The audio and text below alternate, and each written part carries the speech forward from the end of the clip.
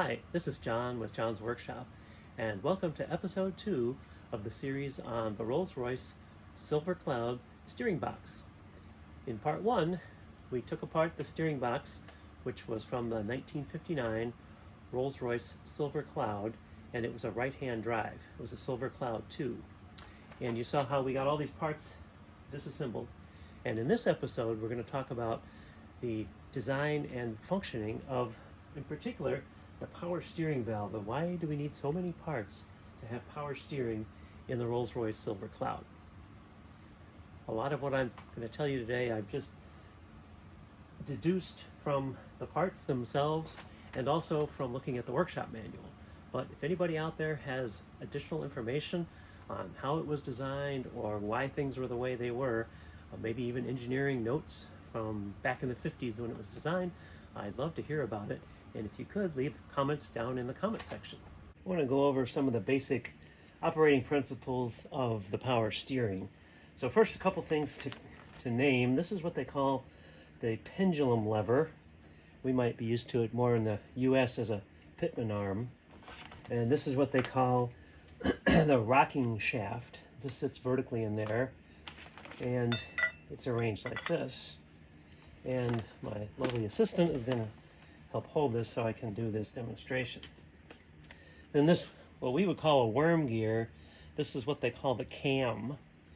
And then this is the cam tube, which looks like a shaft, but turns out it's actually hollow. So this is the cam tube and the cam. And these are situated in here like this. And then the spool valve, so this is the internal part of the spool valve, is actually on this shaft. And so what happens is, without power steering, as we rotate this, you can see the cam basically engages the rocking shaft right here. It's got a real nice bearing there. So as we turn the steering wheel, you can see these will move back and forth. So if I move this like in this direction, see this rocking shaft is going to come over here like this, and this of course then goes to the tie rods, which move the wheels. And then the same thing is true if I go back the other way. Then essentially this is going to follow the cam all the way back to there. So what happens is, if you encountering some force and it's hard to turn this because you're holding this real hard, then what happens is it gives you an axial force, so it actually moves this shaft back and forth, and the harder you turn the steering wheel, if this is locked up, the more this is going to move back and forth, because it really doesn't have anywhere else to go. And so what that does then is it moves the spool valve and actuates the spool valve. This is a figure in the workshop manual. There's a cutaway of the steering box. This is the power steering pump. And then this is that ram cylinder, which is under the front of the car, and that pushes on this part of the steering linkage to help you with the steering. So in here, this is the cam that we looked at. This is the rocking shaft. Steering wheel is connected to this shaft, and there's the spool valve in here as a cutaway. And so what happens is, when you start to exert effort, the spool valve allows the pressure from the pump to go into one side or the other of this ram and push with the pressure of the pump whichever way is required to assist the driver in steering the car. This is another figure right out of the workshop manual that helps to further explain how the steering box is connected together. So this is the steering column coming down in here, connecting to this gear. And so this gear then, when you turn the steering wheel, is meshed with this gear here, which is the one we took off from the steering box. So this is 1-to-1, and so if you turn this one turn, you turn this one turn in the opposite direction. And there's your cam tube, there's the cam, and you can see the rocking shaft in here, and how that is all aligned together, as I was trying to demonstrate with my helper in the previous clip. This is the valve body for the spool valve. The way this is made, the port right here is the input port, and that goes to this empty channel in here. So that's where the supply pressure comes in. And then you've got ports in here like this. This port goes to the top here, and that is the pressure going to one of the pistons. And then you can see the other port down in there, which actually comes out the bottom here going to the other piston. And then the return is these little channels on either side here. And there you can see the hole right there. That's the return, and those both are ported to this port right here. In fact, you can kind of see through that hole there into that empty channel. So that's the basic design of the valve body. And then the spool valve part that moves is a super precision fit in there, and you can actually get this wedged in here and then you can't get it out. It's such a precision fit. You can see there it goes. If you rotate it, that kind of helps you get it in there. And I would say that's probably maybe less than 1/1000th clearance there. So the idea being that when you move this, you don't want a bunch of leakage through there. So all of the pressure is going to get diverted into one side or the other. But that is a super tight fit, and there you can kind of see how it moves in there. I put this little sketch together to help explain how the spool valve works. What I've drawn here is the valve body, and here is where the pump input comes into this open channel here. It's actually, picture these as rings all the way around. So the pump input goes here, and then in this channel here, the extend ram pressure goes out here, and then when you pressurize over here, this is going to retract the ram over here, and then there's two rings here which both are returned to the pump.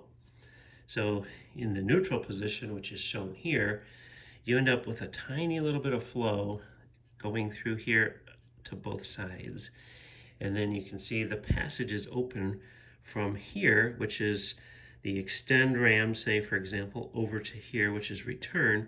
So anything that blows in can also return. So essentially it returns on both sides. So the flow kind of goes up into this passage, a little comes over here and ends up just going right over here to the return. Same on the other side, it passes through here, and then it goes, it doesn't really go out to retract the ram, because unless the ram's moving, there would be no flow here. It really just comes on over here and goes to the return. So that's the baseline neutral situation. But then if you start to deflect this, like you're putting some force on the steering wheel, you can see if I'm moving this to the right, what's happening here is I've closed off the passage from the high pressure input here over here to the extend the ram. So I'm not extending the ram, but I have opened up this passage even more to the retract the ram, and then I've closed off the return. So the input supply is pretty much just going straight to retracting the ram. And then when the ram is retracting, of course, you're moving that piston inside the ram, and that other side of the piston, that flow has to go somewhere. So it actually comes back in through here and goes out here to the return. And then the same thing is true if you slide the, you're pushing the steering wheel basically the other way, then you get something that looks like this, where the impact or the input pressure here is going over, flowing through here. It can no longer go over to the retract, so it goes to the extend. So input pressure goes to the extend ram, and then the return is closed off, so it doesn't have any other option. Over here on this side, since you're extending the ram, you've got fluid that needs to come out of the ram, and so it's going to come back down in here, go through here, and go back to the return. And so that would be happening if you were turning the steering wheel the other way and forcing the spool valve one way or the other. now that we've seen why we need a spool valve, question is, you might be wondering, why do we need all this other stuff here? We've got these spherical washers that go and made up with this spool valve like this on each side. And then we've got all this, right, with all these springs in here and these plates. I mean, what does all this do? Well, I'll show you. It all has to do with the deflection of this shaft, which sure seems real solid. How could that ever bend? But I'll show you why that's important. Consider this scenario here. So here's just a drawing of the steering wheel. And let's say you're in the parking lot and you're trying to turn the car to the right, and let's say you're pushing up with one hand, pushing 10 pounds, and you're pulling down the other hand with 10 pounds, and you're trying to turn in this parking lot. So the steering wheel diameter is 17 inches, and if you look at the gears, so this represents the gear that's connected to the steering wheel, and this is the one that's connected to the steering box. So that's these gears here. They're 4-inch diameter. So if you're applying this moment of basically 20 pounds at 17 inches, that's going to try to turn this gear here because it's just connected along the steering column. But let's just say this gear here on the steering box is resisting, so it's not moving. So you've got this moment that's being applied along this shaft, and the teeth are mating here. I really didn't show the teeth, but that essentially pushes this shaft up vertical and pushes this shaft down vertically. And with 20 pounds, so you've got 20 pounds, and that is going to give you, just because of this ratio, it's going to give you 85 pounds of force pushing down here. So this is going to be 85 pounds, which is a fair amount of force, but you know, it's pushing on this shaft here, which is pretty beefy. But if you take a look, you can look online, and you know, here's that shaft. It's 6 inches by 1 inch in diameter, and if you put a 85-pound force out at the end of the shaft, you find out that the deflection here is about 4/1000ths of an inch, which doesn't seem like very much, and normally you wouldn't think that would be enough to do anything. But the problem is the spool valve is so precise in here, it fits so precisely that 4/1000ths of an inch is huge. This fits within the housing of the spool valve, and the clearance there is like less than 0.5 thousandth. So the problem is, if you start turning the steering wheel and putting some force on it, basically if this was just connected to the shaft, you would just wedge that into the side of the valve housing. And so what really happens here is this spool floats on the shaft. So that's what all these washers and all this other stuff is all about. Is, if you notice, look at that. See, there's a fair amount of clearance. So this shaft can actually deflect and not affect the spool valve. And that's the whole idea here, is that when there's a force applied here, you know, and the two roller bearings are here holding this, it's keeping this side fixed, but this side out here can move. And I know there is a bearing out in that case, but that's not going to prevent this from moving. It's going to help it, but if we deflect this by like 1/4 here, you're going to start to wedge the spool valve in there. So this has to float like this on the shaft, and it can't be touching this part of the shaft. So things have to be able to move around on this shaft. So the spherical washers on either side will allow the shaft to kind of twist and bend without wedging the spool valve in the housing. So that's what this is all about here, is this arrangement basically allows this to twist. But then the other part of it is we have to have a thrust force applied to the spool valve to move it. And so how do we do that and still let all this stuff float around? And that's what these springs are all about. So the springs that you see here, they're all the same. They're very stiff. Essentially, what they're designed to do is when the shaft needs to move, say, to the right, the springs push on this plate, and this plate is actually what captures, like this, the spool. So you push on the plate with the springs, and those springs can then take up a certain amount of movement of the shaft and this spherical washer, so that when you have to push this way with the thrust bearing, which of course is on the other side there, right? This is the thrust bearing. When you push that way, then it allows for some small amount of flex in the shaft here without actually wedging this spool inside the valve housing. So there really is a reason for all of this stuff, all these extra pieces here, and it's all about accounting for the flex in this shaft when forces are applied to the end of it there.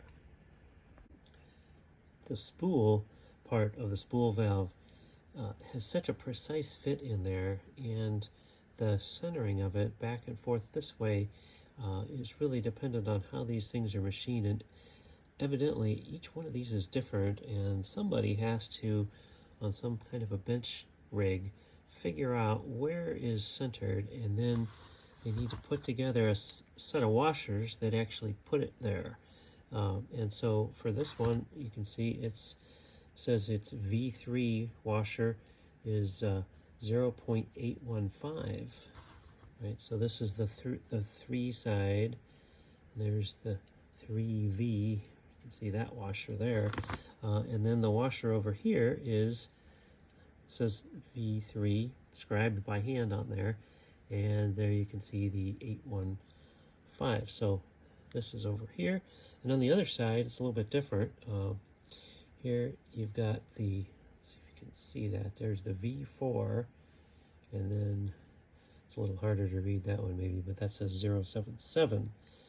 And then this is the 4V washer, so that goes here. And then this is the 4V spacing washer, which again, that is written, scribed on there by hand, and there's the 077. So this arrangement with all these washers is exactly a perfect fit for the width of this. So this has to be exactly the width, which in this particular case, for mine here, it measures at 2.401, which is, I don't know if that is a standard, but basically that is 2.401 there.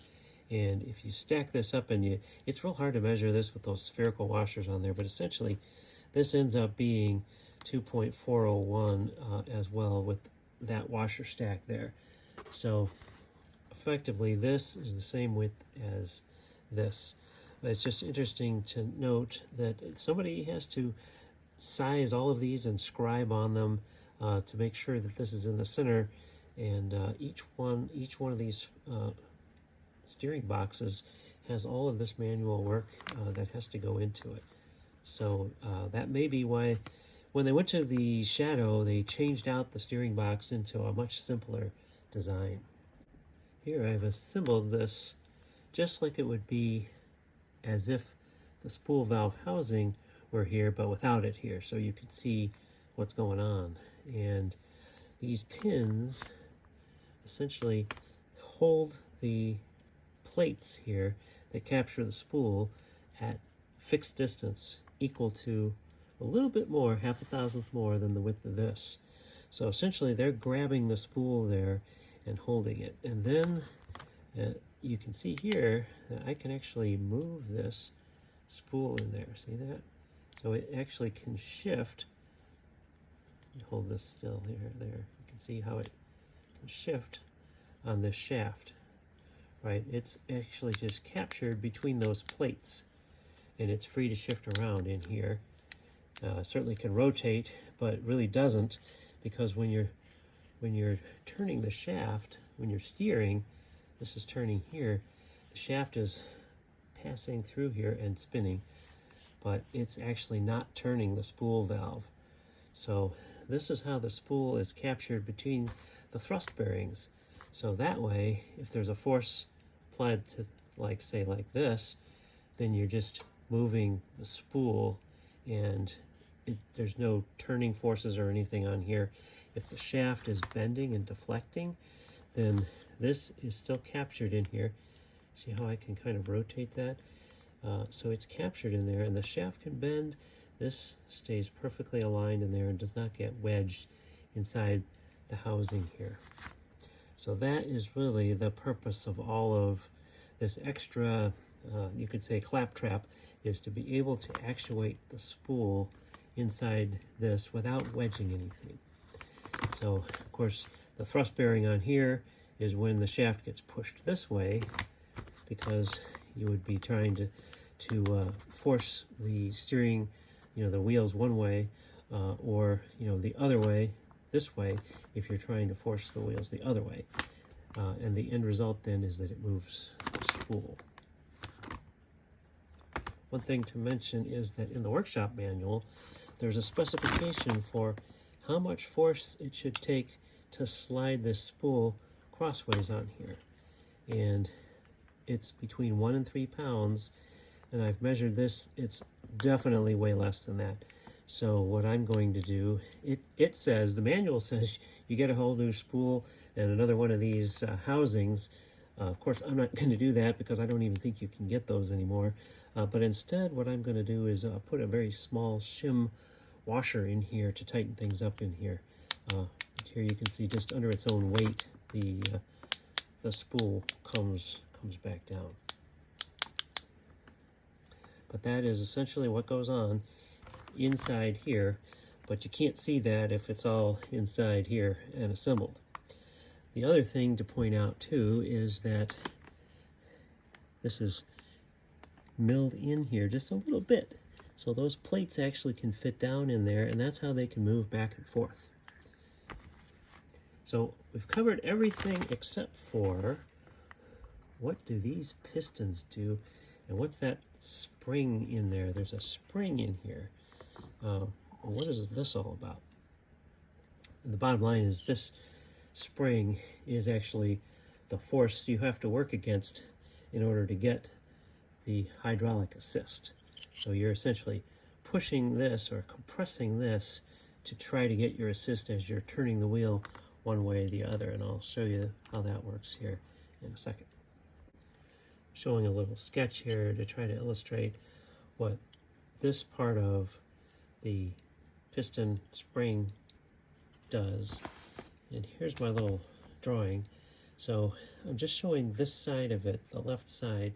So this is that piston. It's kind of a cutaway. Here's the spring, and it pushes up against the housing on the outside. So not the housing of the spool valve, but the part that mates up against this flat wall here. And so you're basically pushing against that if you want to try to drive the spool valve this way at all. And so, for example, if you are rotating this counterclockwise, the way these are angled, that's going to end up pushing.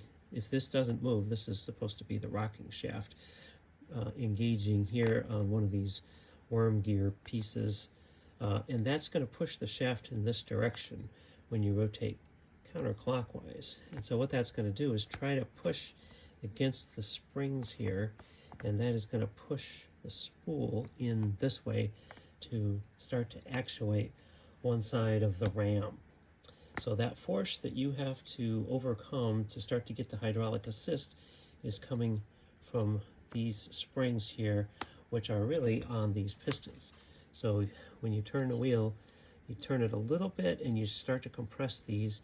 And I showed in the earlier video, it was about 22 inch-pounds of torque out here that was allowing you to get the full deflection to compress all 4 of these springs. So here is the housing with these 4 piston spring arrangements. Again, pretty tight fit. And here's the plate that then drives against and holds the spool. And so, see, this ends up going right in here. And if I push this in here against my fingers on the other side, you can see how it fits in that little machining, which really is just, I think this is about 14 thousandths, so way more than this needs to move. It only moves about 7 thousandths either direction. So it can push into 14 thousandths, and then it's kind of in this recess. So until it gets all the way in there, it's just pushing against these springs. And on the other side here, you can see I'm just holding these because they're want to fall out. But essentially, that is what you are pushing against, is you're pushing against these springs when you try to drive the plate in like this. So it's kind of interesting, these pistons are only halfway on the plate. You can see the other half of them sticks out, but what that sticks into is, you can see a wear mark on here. Just move this out of the way, and this is what it goes into. And you can see right here where those were riding on this aluminum. See, so this is what they push on, and that is flush with the side here of the spool. So those springs push up against here. A little bit of wear here, but I don't really think that's a problem. But that's how they are retained, and that is what you are pushing against. So what I drew in my little diagram here, this little wall here is essentially the housing, and I only drew it on one side. You know, there's a housing on the other side that's picking up this piston here, and that is, for the left side, is this part here, which has that oil seal. And here you can see evidence, again, of where the 4 pistons were pushing against this aluminum housing. So the steel housing, the steel piston and the aluminum housing, the steel piston wins, and you can see right here, maybe a little bit hard to see, but that has actually pushed in there a little bit. I don't believe that's a problem, because that just allows that piston out just a tiny little bit more, just slightly changing the amount of compression in the spring. So I don't really think there's any kind of an issue there, but just showing this to show how these spring forces are being reacted.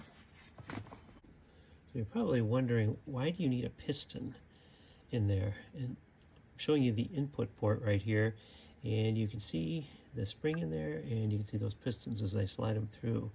And the reason I'm showing you that is just because you can see where my finger is, there's a direct connection between the input pressure and the pressure that you're going to see on the side of these, the inside of the 2 pistons. So there's actually a channel, which you can kind of see in there, that connects all the pistons together. Might be a little bit hard to see, but essentially it comes in here to each piston chamber.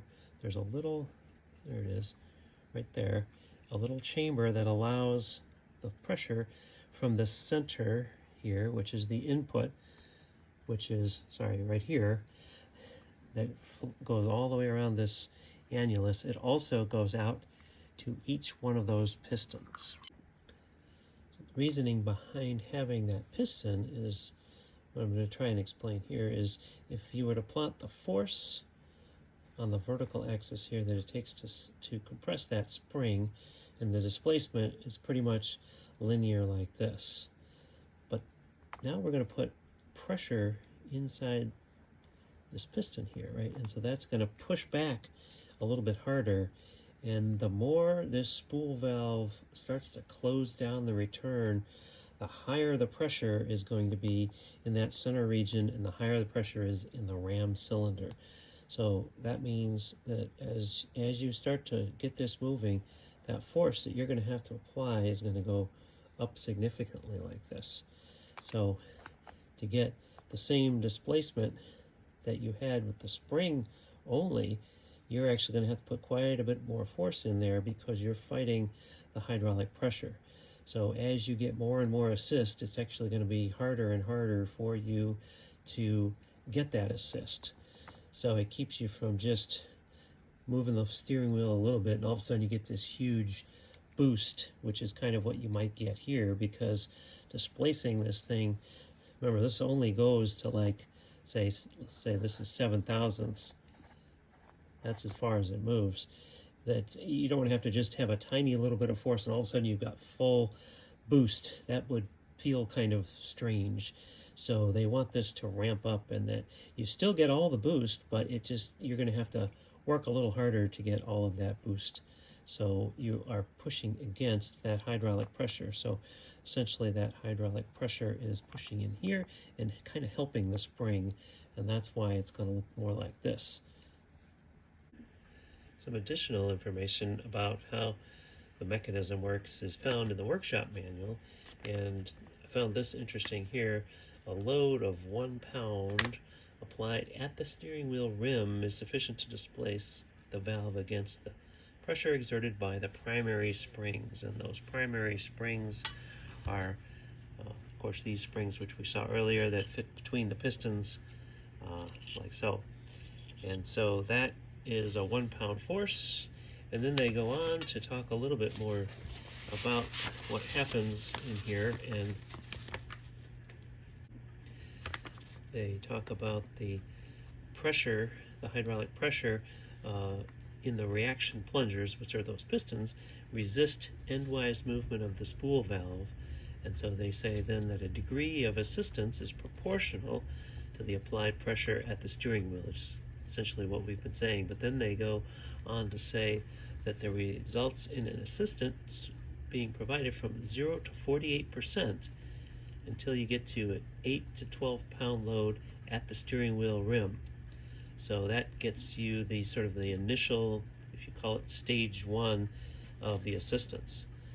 And then at that point, you have if you have increased load, it says the pump therefore builds the hydraulic pressure to a predetermined point. Pressure which is also applied to the reaction plungers causes the plungers to collapse the secondary springs, and so those are the springs that are contained in here. And so what it's saying is at some point there's enough hydraulic pressure that you have to push against, you know, with this steering wheel is essentially pushing this in that direction to compress the springs, and that once you get past that 48% of the assistance you're going to get, then this steel plate bottoms out in here as if the springs were not there. So during that first 48%, the springs are acting to provide a little bit of compliance there. So in other words, as you increase the force on the steering wheel, you're doing a little compressing here, and you're also moving the spool valve a little bit. But then once you get past that point, when this steel plate is smashed all the way into the aluminum housing, that's what they're talking about here, that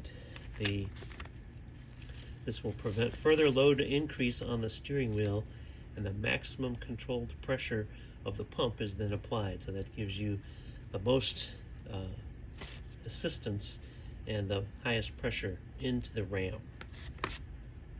So what I'm showing here are 3 different views that should help kind of solidify this in your mind as to how this all fits together. They're all essentially the same view. This is a situation with no load here. Over here we're a light load on the right hand lock, and over here we've got a heavy load on the left hand lock. So let me explain what we're looking at. This is a cutaway view, but on this side the cut goes through the primary spring here and the 2 pistons you can see there, but the cut is a little bit different on the other side. It goes through the distance pin right here. The other thing is these are of course black and white, but I wish I had the original, which they've colored these different passages with pressure, so you can kind of see what the pressures are doing. That would really be helpful, but I have not been able to find that. So here's what we're looking at. The inflow coming directly from the pump comes down in here, and it goes into this annulus, which is shown here. It goes not only to the 2 pistons like we talked about, but it also comes through here. And so essentially the flow comes in here, and with no load, that means the spool is centered. So essentially this flow right here goes out into each side, and then these ports are both open and it can flow right back up and equally through here and goes right out through the return. And really there's minimal pressure that goes to each of the two ram legs. So one of these goes to extend the ram and one of them goes to retract the ram. So that's the baseline. A couple other things to point out here. Here are those secondary springs, and then this is the plate that pushes up against the spool valve here. Same over here, got that plate. So now if we think about a light load, so this would be that case where we're less than that 48%, or somewhere in the less than 8 to 12 pounds on the steering wheel. And in this case, the cam tube is pushing in this direction. It's a light load though. And so a couple things to notice here is, the first thing is you'll see the spool itself is shifted in this direction, right? So we've moved just a few thousandths. And in this case, the supply pressure, which again comes in here and goes through here, is flowing into this path here, which goes out through the line here. So this is the ram pressure to either extend or retract the ram. And then the opposite is true. It can come back through the other side of the piston, and it's going to go basically through here and back up into the return. At this point, you see that since we're pushing this way, we don't have these secondary springs compressed all the way, so there's still some compliance there, and we've just moved the spool valve part way through. So that means that we haven't completely closed off, since this is the one that's being actuated over here, we haven't really completely closed that off. So there is some leakage that can kind of come back through the return. So a little bit of path through here into the return. Just a little bit. I got a short arrow there and a long arrow there. Most of it's flowing here, but we haven't completely closed this off because we're only using a light pressure on the steering wheel. In the heavy load case, where we're on the left-hand lock, so in this case the cam tube is being pulled in this direction by the cam acting against the rocking shaft here. So that is pulling this direction here. And in this case, with that heavy load, we're kind of into that second stage. And the reason we see that is because pressure in here is real high, and that's pushing the piston. You can see the piston here is being pushed up, and this pressure in here is going to be higher than it was in here. And the reason for that is because over here, there is no flow coming out of the this circumferential channel here. Whereas on the other side here, when we were pushing this way with the light load, you still have some leakage here. So we really haven't closed off the pump essentially. But here there's nothing flowing back up through here. So that really increases the pressure, which then pushes the pistons out, and that then compresses. You can see the steel plate here is smashed all the way up against the aluminum housing here. And if you noticed here, we really aren't compressed all the way there. So here we're compressed all the way up to the housing, and so essentially there's no more compliance here. So any motion here is going to be translated directly into the spool, and in this case the spool is pushed all the way this way, and it's developing the highest pressure here at the supply that it possibly can. And then of course that pressure is being transmitted here to the one side of the ram, and then the return of course just comes back, and then that's just sent back to the return here. So that explains why this is kind of in the second stage here, where you no longer have that compliance of those secondary springs being flexed. They're basically out of the picture because we're up against the aluminum housing here. In this view, I've reassembled this shaft with all the pieces on it and the spool valve. Nothing is left off, and just wanted to show kind of how the whole assembly would look when it's all back together. And when you don't have the end covers on here, there's nothing to really prevent these pistons from moving out. So you can actually deflect the valve one way all the way and the other way, and there's nothing that prevents you from doing that because you're not pushing against anything. You can see if you look down in the, that's the input port, you can kind of see the springs moving in there, and the spool valve is also visible in there as well, moving back and forth. Zooming in on that port, just to look at the spool valve, you can see it in there at the very bottom of that hole. You can just barely see the clearance that allows the flow in that inner corner here. So you can see moved over there, you can just see the edge of that one lip, and then here just barely you can see in there. But really it doesn't take much movement to cause the flow to go from one of those ram ports to the other. And this is just a look at the side there, where if I squeeze it that way and this way, you can see what's happening there. Gives you an idea of about how much motion it takes to go from fully activating in one direction to fully activating in the other direction. And you can see how these pistons follow along with the plate that's underneath here. You can't really see that plate. And the distance pins, so there's one of them, there's another one, how they essentially move along with the whole assembly like that. One other feature to point out is the non-return valve.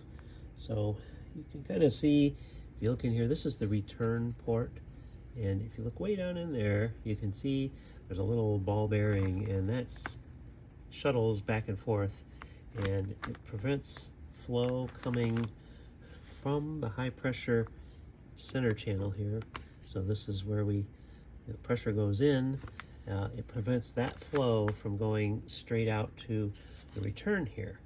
But the reason for that little check valve is that if things were reversed and the pressure were a little bit higher here in the return than it was in the supply, you need to be able to flow it back the other way.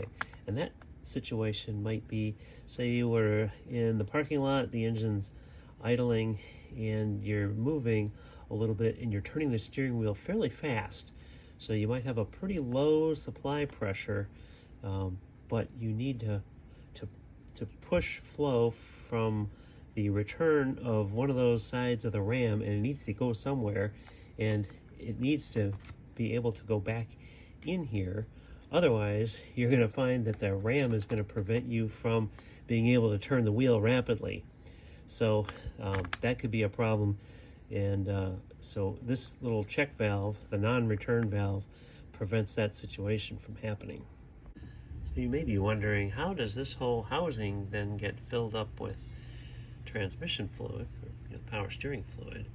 And so the way that happens is there's a little hole on that side right there, and then there's another little hole on the other side, which would allow this side to fill. And essentially those are both plumbed into the return port, which is here. And here, if I put my little poker here, you can see it just comes right in there. So essentially, whenever there's flow, which there always is in the return, it's also potentially squirting out here to fill up the case. And so here's the top port here. This is the bottom port. So it's interesting, that's not even really at the top. It's kind of over here. But evidently that works well enough to get the entire thing full of transmission fluid. Of course, this is pressurized coming out of here relative to atmospheric pressure. So the whole thing ends up getting pressurized. But it's interesting that the fill port here is kind of at the halfway mark, this being the top, and that's just how it fills up with the power steering fluid. If you're still watching, thanks for hanging in for the whole explanation. Hopefully that was helpful. And I will say that most of what I've figured out here came from either the workshop manual or studying the parts themselves. So if you've got some information out there, some figures, some engineering drawings, I'd love to hear about comments. If you know something else on how these operate that I didn't include, please leave it down in the comments section. And in the next episode, we're going to get some of these parts ready for reinstall and replace some of the seals and get the box put back together. Thanks for watching.